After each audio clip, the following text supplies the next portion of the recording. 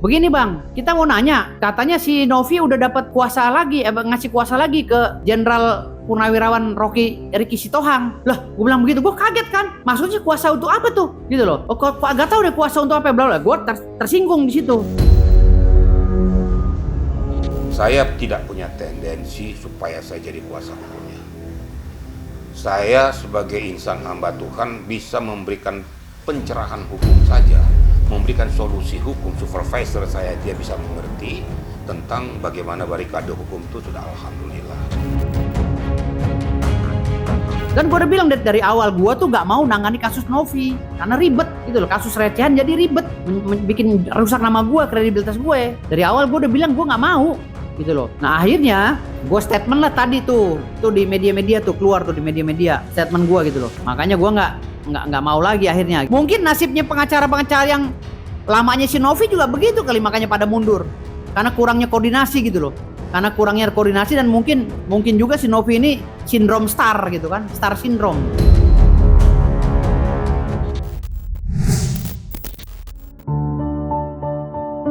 Setelah pengacara sebelumnya, Brian Praneda memutuskan untuk mengundurkan diri dari kasusnya, Novi dengan cepat bergerak merekrut pengacara baru, yaitu Firdaus Oiwobo untuk menjadi kuasa hukumnya. Namun yang mengejutkan, meski telah menunjuk Firdaus sebagai pengacaranya, Novi ternyata masih aktif mencari pengacara lain untuk memperkuat pembelaannya. Salah satu nama yang sempat dikaitkan adalah Irjen Polisi Purnawirawan Ricky Sitohang, yang bahkan sempat didatangi langsung oleh Novi untuk diminta bergabung dalam tim kuasa hukumnya. Situasi ini menimbulkan pertanyaan besar. Apakah Firdaus Oiwobo merasa kecewa dengan langkah Novi yang terkesan kurang percaya pada kemampuannya? Ataukah ini bagian dari strategi Novi untuk menghadapi kasusnya dengan tim hukum yang lebih solid dan beragam? Dan pada kesempatan kali ini, tim Cumi-Cumi.com berkesempatan melakukan wawancara secara eksklusif dengan Firdaus Oiwobo yang akan menjelaskan secara detail terkait masalah tersebut.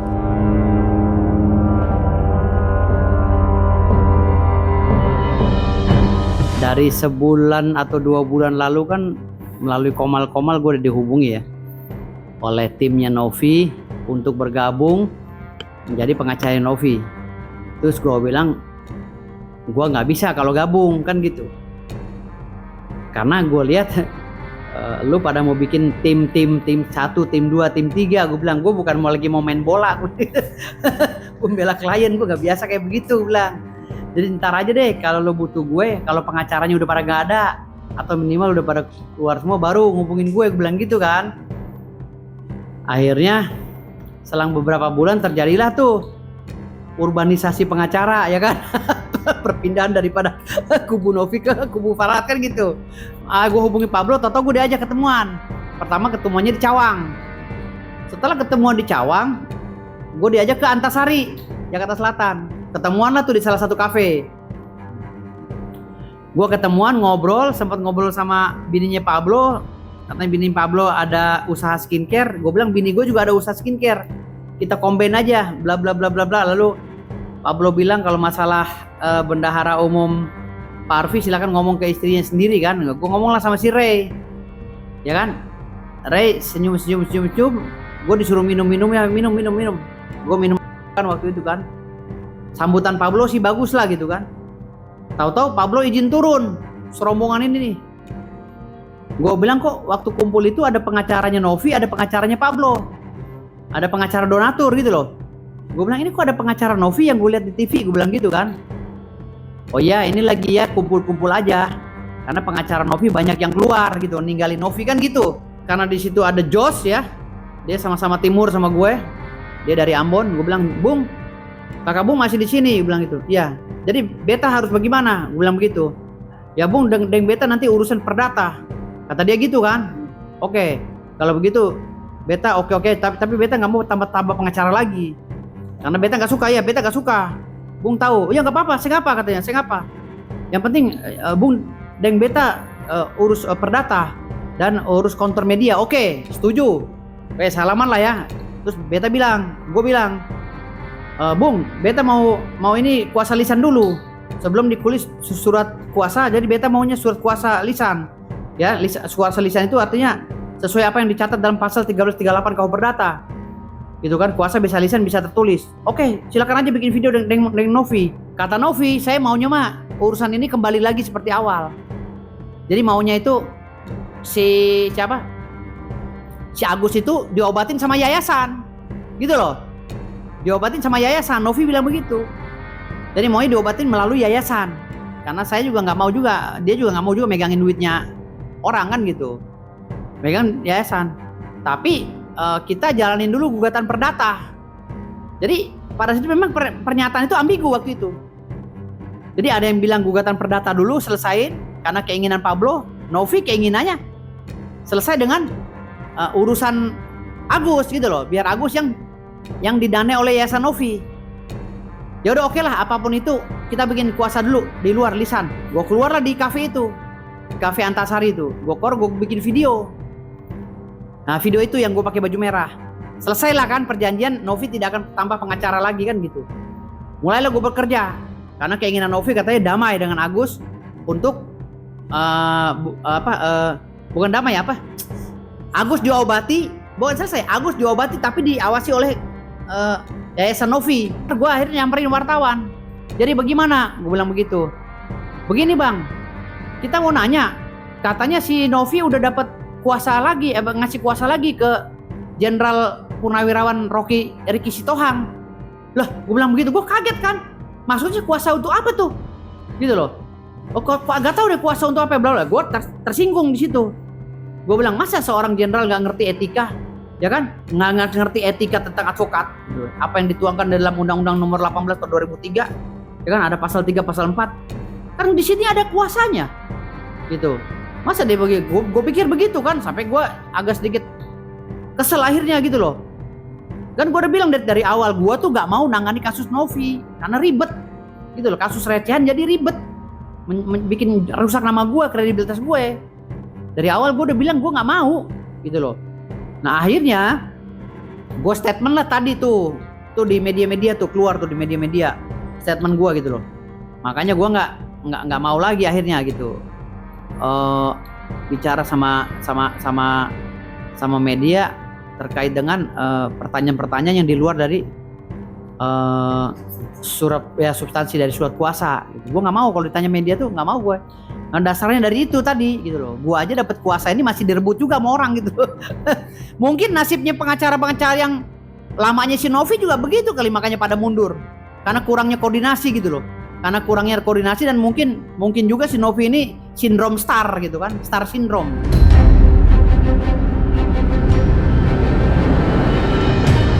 Setelah sebelumnya sempat beredar kabar bahwa Irjen Polisi Purnawirawan Ricky Sitohang ditunjuk sebagai kuasa hukum Novi, akan tetapi kabar itu secara tidak langsung dibantah oleh Jenderal Ricky Sitohang yang mengatakan jika ia tidak ada tendensi dalam kasus itu.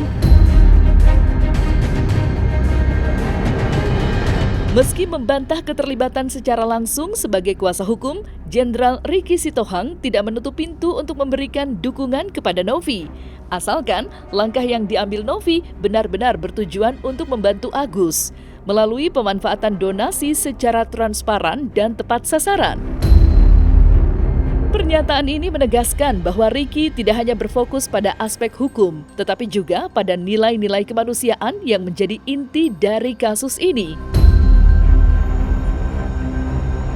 Dengan kata lain, dukungannya tidak semata-mata soal hukum, melainkan lebih pada memastikan keadilan bagi pihak yang membutuhkan, yaitu Agus.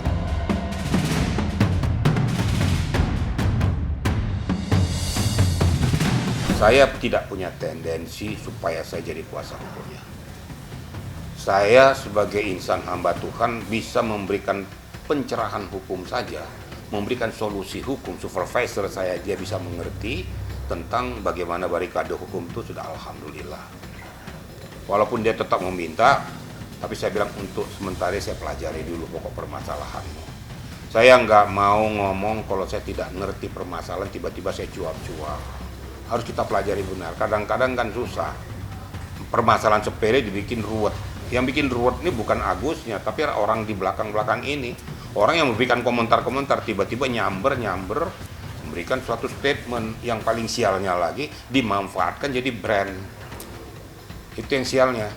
Yang ngerti lah kalian maksudnya jadi brand itu untuk apa? Untuk acara-acara apa? Nah, jadi saya rasa saya bilang sama Novi yang penting kamu tulus. Oke. Kalau demikian, kalau seandainya nanti ada kesepakatan Agus dengan kamu untuk nanti kita selesaikan secara kekeluargaan, konstruksinya tetap pengobatan Agus, kamu bersedia? Ya sudah, clean and clear. Gak usah dipikirin, saya coba cari langkah-langkah terobosan ini. Nah, jadi saya akan tetap backup dia, saya berikan solusi dari belakang supaya dia bisa duduk kokoh sehingga dia tahu posisinya. Yang penting niatnya tulus, itu yang paling penting. Selain ketulusan hatinya, Irjen Polisi Purnawirawan Ricky Sitohang memiliki alasan lain yang mendorongnya untuk ikut terlibat, meskipun secara tidak langsung dalam membantu Novi. Ricky menyadari bahwa kasus ini telah berkembang terlalu jauh, tidak hanya menjadi persoalan hukum pribadi, tetapi juga menciptakan dampak yang lebih luas terhadap masyarakat. Ia mengungkapkan kekhawatiran terhadap pemberitaan kasus Agus yang semakin rumit hingga menimbulkan keresahan publik.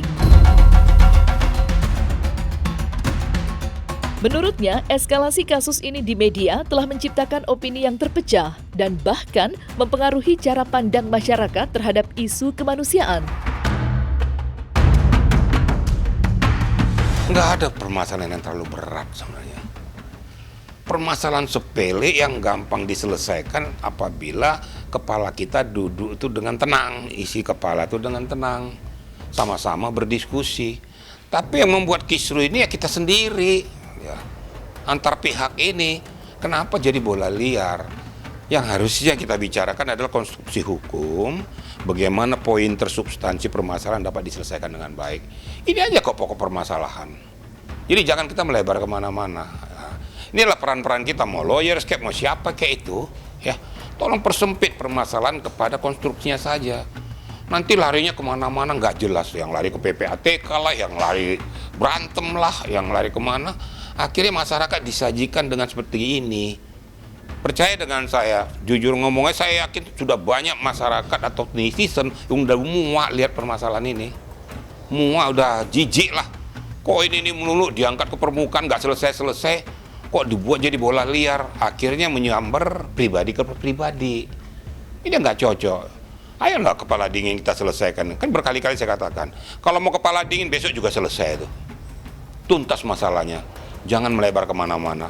Akhirnya ego yang muncul, rasa kehebatan kita yang muncul, nyambernya nggak jelas. Nah, sekarang yang mau dipersoalkan apa sih? Kan uang donasi. Nah, tapi uang donasi ini juga harus dipahami gitu loh. Jangan uang donasi ini dianggap uang pribadi milik dia, dari mana? Kan berkali-kali saya katakan, Agus ini bukan uang bukan Novi, bukan juga uangnya si Denny Sumargo. Nah, inilah dudukan permasalahannya. Jadi saya berharap ya dalam waktu yang singkat ini duduk dengan tenang, selesaikan permasalahan clear and clean. Nggak usah lagi bawa melebar kemana-mana. Akhirnya orang mengatakan jadi cari panggung lah, pansos segala macam. Nah, lama-lama saya juga jadi korban juga nanti.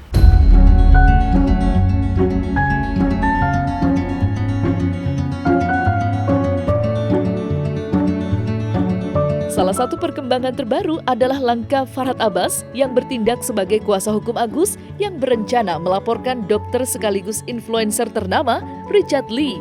Hal ini bermula dari tindakan Richard Lee yang mengundang Agus untuk hadir dalam sebuah sesi podcast di platform miliknya. Namun yang menjadi polemik adalah podcast tersebut ternyata batal ditayangkan tanpa alasan yang jelas, sehingga menimbulkan kekecewaan dan kemarahan dari pihak Agus. Farhad Abbas menilai bahwa tindakan tersebut tidak hanya mengecewakan, tetapi juga berpotensi mencoreng nama baik Agus di mata publik. Dalam pandangannya, undangan untuk hadir di podcast, apalagi untuk public figure seperti Richard Lee, adalah kesempatan penting bagi Agus untuk menyampaikan kebenaran dan klarifikasi terkait situasi yang dihadapinya. Namun, pembatalan sepihak tanpa transparansi dianggap telah merugikan Agus, baik secara moral maupun citra. Di sisi lain, Richard Lee belum memberikan pernyataan resmi terkait alasan podcast tersebut tidak jadi ditayangkan. Publik pun mulai berspekulasi dengan beberapa pihak menduga bahwa Richard memutuskan untuk membatalkannya demi menghindari kontroversi lebih lanjut.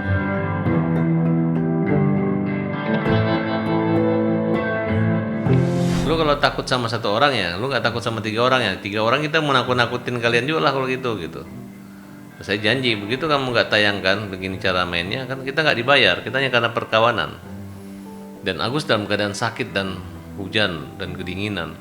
Tapi demi dokter Richard Lee, ketika dulu Richard Lee ribut dengan Rasman, saya adalah bagian daripada orang yang pergi menghajar dan melaporkan kura-kura ninja. Jadi jangan khawatir, dan saya minta supaya Pak Richard Lee bisa berpihak pada kebenaran dan keadilan gitu. Kan dia wartawan itu nggak ada membela, dia netral. Dia hanya sarana menyiapkan yang namanya media untuk disebarkan, untuk ditonton, untuk disimak dan disikapi. Nah, di situ ada hak jawabnya ada dan berimbang. Jadi nggak ada sesuatu, nggak boleh kita atur-atur. Dan saya rasa Abraham Samad sangat mengerti tentang itu. Nah, tapi semua udah clear dan ya kita lihat aja, kita saksikan gitu. Saya nggak mau dia menjawab karakter Parat kasar, saya nggak kasar. Saya diam, walaupun saya membentak, Novi sudah baik gitu. Itu kan memang untuk meyakinkan gitu. Karena yang kita hadapi ini bukan orang yang ngomong, tapi handphone dari jarak jauh gitu. Dan mungkin kita ngomong, Novi udah baik, nggak akan sampai kedengaran sama Denisu. Kenapa ini orang ada seperti itu? Jadi clear, jangan sampai dibolak-balik. Saya adalah orang yang mendukung surat-surat mereka. Mereka itu berbeda apa yang dikatakan surat mereka. Nah, selesai sudah Cumi Lovers. Saksikan terus Cumi Camp In Depth, kabar lengkap, mendalam dan akurat dari narasumber terpercaya. Dan jangan lupa untuk like, subscribe dan juga share channel YouTube Cumi Cumi.